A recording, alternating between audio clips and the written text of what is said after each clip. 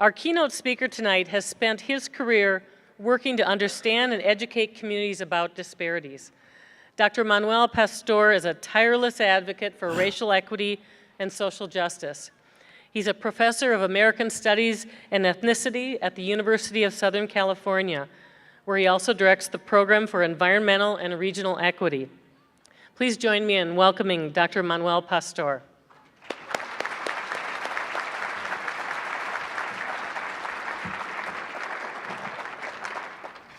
So it's a pleasure to be with you today. And let me just say a couple things by way of getting started. First, how exciting to hear what Corinth Matero's doing with these young people. How exciting to hear what Ellen O'Neill is doing in terms of challenging racism and white privilege. And I must say I had the privilege today too of meeting Josie Johnson, and I felt a little bit like Mike Myers in that film Wayne World when he met Aerosmith and went, "We are not worthy, we are not worthy, we are not worthy." So just a couple of other comments to get started. First, another exciting reason to be with you today. Jason Collins, an NBA center, is the first openly gay ball player to come out today.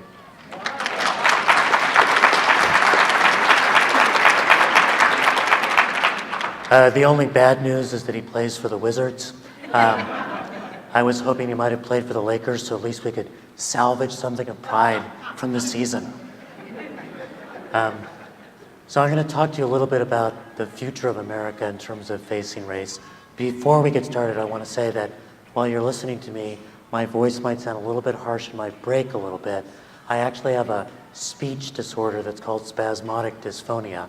It's what Diane Reeves has, who's a broadcaster. And as a result, the voice sometimes breaks. Don't worry, it gets treated once a month with Botox.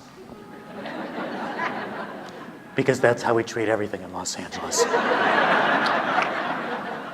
So, the United States is changing dramatically, and sometimes when we think about facing race, we think about looking backwards to the legacy. And while that's important, we also need to look forward to the future. And one of the things that we know is that by the year 2043, the United States will be a majority minority country, or as I like to think of it, all minority all the time. That is, all of us will be a minority trying to figure out what it means to coalition build. By the year 2019, 2020, the majority of youth, people under the age of 18, will be people of color. Last year was the first year the majority of births were to people of color. Now this actually has happened before, of course, in my home state of California. I actually remember the exact day it happened. It was December 15th, 1999. You know how demographers do that? They go, the 300 millionth baby was born today. His name is Jose. He lives in Duluth. You're like, how did you know that, right?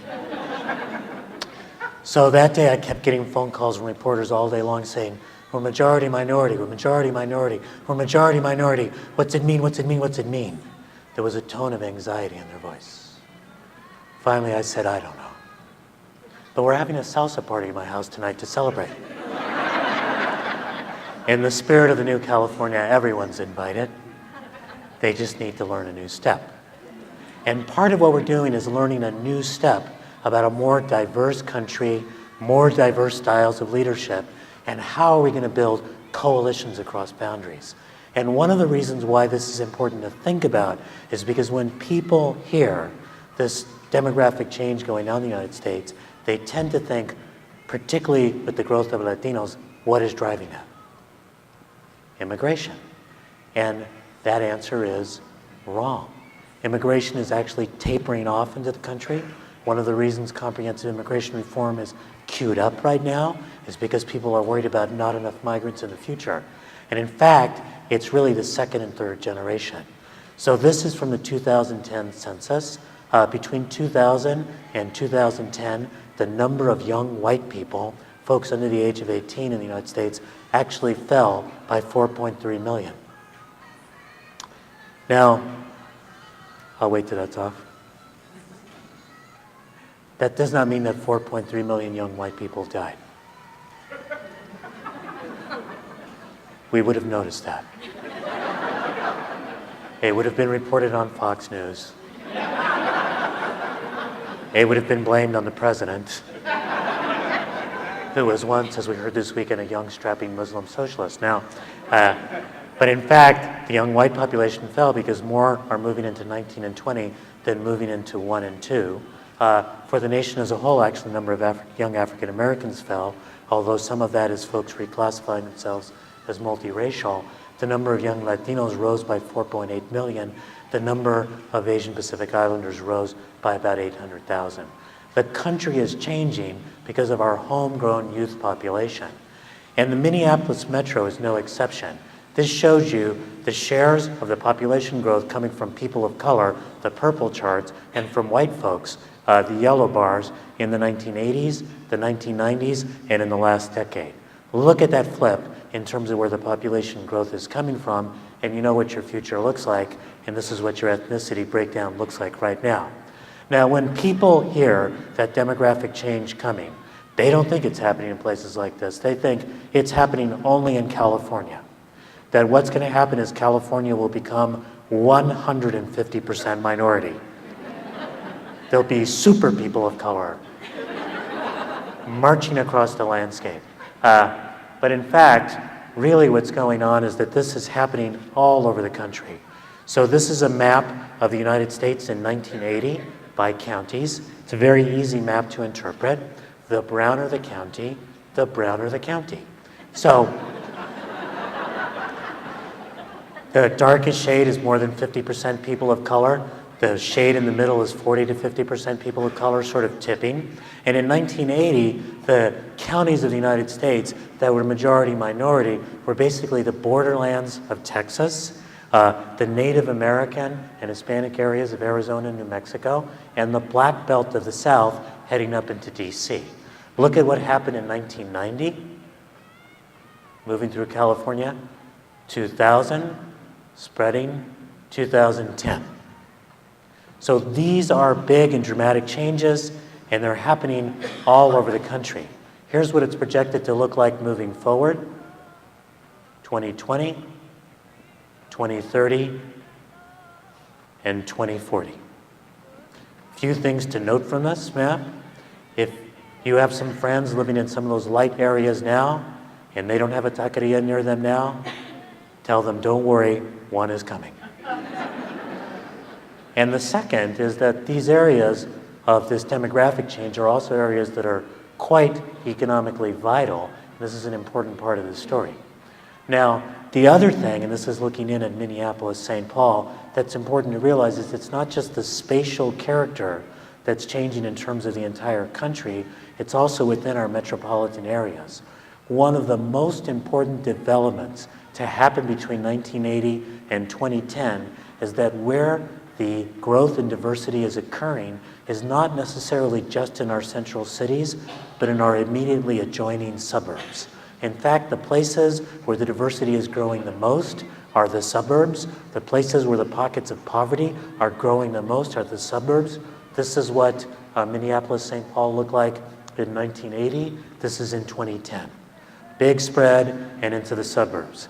And one of the things is that this is happening all over the country, and why this is important for those of you who do work on race and social equity is that when we think of that work, we often think of doing it in the central cities. But we've got these suburbs that are undergoing rapid demographic change, and they don't have a lot of civic infrastructure, they don't have a lot of social services infrastructure, they don't have a lot of community organizing infrastructure, and that's work that absolutely needs to take place to be ready for this. So, did you find some of that data interesting? So, let me tell you that while all of that data is interesting, this chart is actually the most interesting piece of data to come from the census. And what it is data helping us look at the median age of the populations, with the blue charts being the United States and the yellow charts being Minnesota. And the important thing to realize here is that the median age, half older, half younger, of non-Hispanic whites in the United States is 42. In Minnesota, it's actually 45, slightly older white population. The median age for Asian Pacific Islanders, 35. The median age for African Americans and Native Americans, 32. The median age for Latinos, 27. 42, in your case 45, 27. It's a 15-year gap nationwide. It's a generation gap. And it helps to explain two things. Number one, it helps to explain our demographic change. Because when you're 27, you're in prime family formation age. When you're 42, you think you're in prime family formation age. You might be, I'm not questioning you, but it could be a midlife crisis solved by a sports car as well. So it helps to explain the demographic change. But the other thing it helps to explain is the generational disconnect that's going on in the United States right now, in which an older generation does not see itself in a younger generation and is not making the necessary investments to move forward. And this is something which is not just a suggestion. Working with a group called PolicyLink, many of you know it, we've been looking at the generation gap. What state in the United States do you think has the biggest generation gap, the biggest gap between the old and the young, the whitest old, the brownest young? Texas, good guess, but incorrect. Florida, not Minnesota. Arizona. And think about Arizona. Think about the fractious politics there, not just around immigration, but even around ethnic studies in the schools, right? So what we're finding too is that those places where the generation gap is the biggest, the public sector is not making the investments in public education. It's not making the investments in capital spending. So part of what we need to do in terms of dealing with racism, racial equity, and racial healing is to think about the generational divide as well. And it's important to think about this not just in terms of the sort of do-gooderism and feelings that are part of this, but to also think about the fact that we've had incredible inequality in the United States. And that incredible inequality is also racial inequality. And if we've got a new demographic coming along, and that new demographic is one subjected to the kind of unequal opportunities, unequal education, unequal the situations in terms of where they live, that inequality being reproduced forward is a recipe for weakening the economy of the country moving forward that we need to address. In fact, one of the ways that we should be thinking about the economic passage that we just went through, this really deep economic crisis, is that we became so unequal as a country. And the two peaks of income inequality in the country were 1928 and 2007, the year before the Great Depression and the year before the Great Recession. We became so unequal as a country that the rich were forced to speculate with their money, while those who were low income were simply borrowing just to stay alive or to buy that one last house before the American dream disappeared on them. That inequality was turned through a deregulated market in which for the wealthy there were derivatives, and for poor and middle class and working people there were subprime mortgages. And we were so disconnected as a people that when the first folks to lose their homes were Black and Latino homeowners in places like Las Vegas and Stockton and San Bernardino, people said, that can't happen to me. We were disconnected, we were deregulated, and we were unequal. In the first few years of the crisis, people talked about re-regulation. As Occupy came out, people began to recognize the inequality. It's important and fundamental now for us to recognize the disconnection, because we will not repair what we need to repair in this country unless we fundamentally address this issue of a disconnected set of generations and publics. So let me try to bring this to a close, because the ideal speaker is one who actually ends on time, particularly when you invite an academic, because, of course, I have many things to say. There are books of mine you should have bought for people. For example, my most recent book, you should buy it, Just Growth, really good book looking at inclusion and prosperity, about to be made into a major motion picture. in which I thought I was going to be portrayed by Antonio Banderas. Turns out it's George Lopez, but still it's...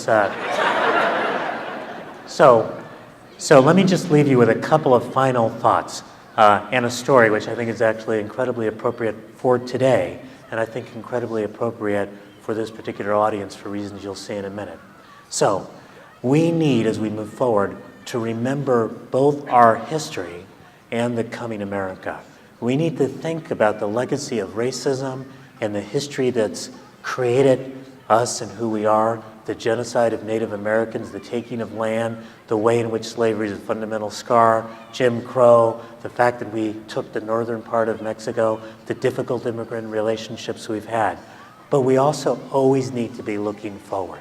We need to be thinking about this coming America, and we need to understand something very interesting.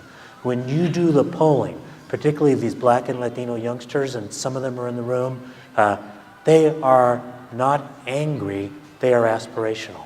It's really interesting. You do the polling, Black and Latino young people are more optimistic about the future than young whites.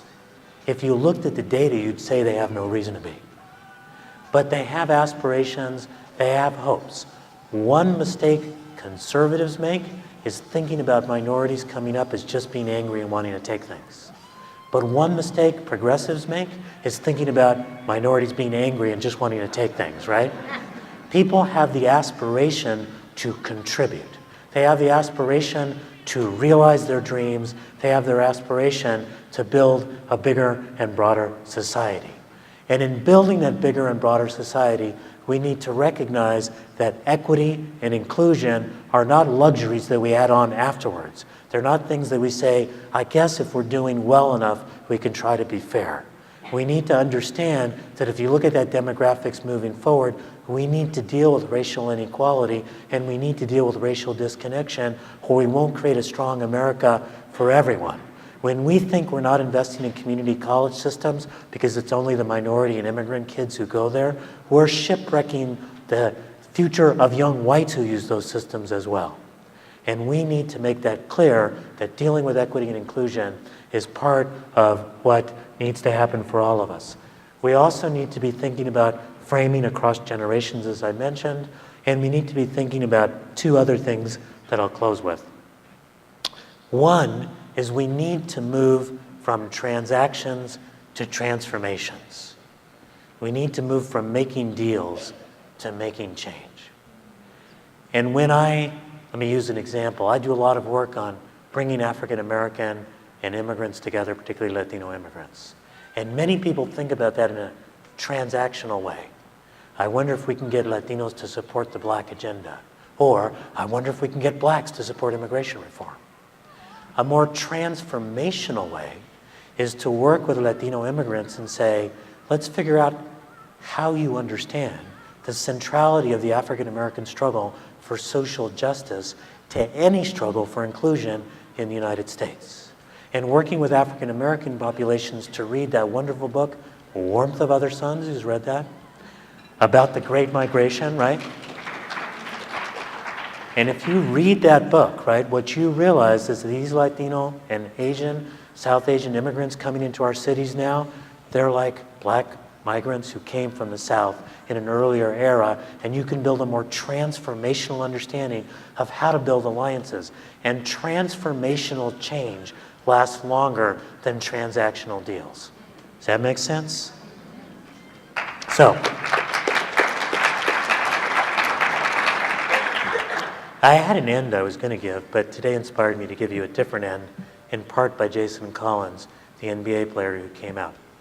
And here's how I want to end. In 1981, 1982, I was a graduate student at the University of Massachusetts Amherst, living in Northampton, Massachusetts. And one of the things that I thought was true of myself was that I was a great athlete. So this was completely incorrect. And so I used to play basketball, and not just basketball, but street ball, right? Where you go out to the court and you're hitting people and you're all tough and stuff and you think you're really cool. So 1981, 1982, I was asked, it was the second year of the Gay Pride Parade, to be one of the marshals at the parade because I'm not gay, straight, but I was asked to be one of the marshals at the parade because there had been some threats of violence from the first year, and they wanted to make sure there were allies and people who, looked a little beefy, at least at the time. And so I marched and stuff, and as I was marching, all of the ball players I used to play with, now this is 1981, 1982, men, pretty homophobic era, etc., saw me marching, right? So, and they were like, and the next Monday, I went back to the court. And as I went back to the court, they said, well, are you? Right? And I said, well, what difference would it make, right? And for a year, I played basketball as a gay basketball player. Which was a process of getting all of these other players comfortable with what it would mean to have a gay ball player out there. At the end of that first year of doing that, one day I was banking with my wife, and we finished doing a transaction, and it must have been a happy one, like her giving me money. Because as we were leaving, I gave her a kiss, and I turned around, and one of the ball players ran up to me and gave me a hug and went, "You're straight, you're straight, you're straight." But here's the thing. I spent a year as a gay ball player, and I forced all of us to act as though the other was in the room. To say that even if you're not gay, are you talking about gay, LGBT folks with respect, with inclusion, with love? When you are in your Latino community, are you making sure that people understand the history of African Americans? If you're in an African American community, are you lifting up the questions of immigrants? If you're in a white community, are you understanding, as our wonderful instructor is doing, the role of the Dakota and the Native American traditions of Minnesota? Are you acting as though the other is in the room? Because particularly in a state like Minnesota, where your demographic change is lagging, you're going to sometimes be in a lot of audiences where everyone's like you, and where you should challenge the privilege of acting as though everyone's like you. Please do that. With that, you can make change. Thank you very much.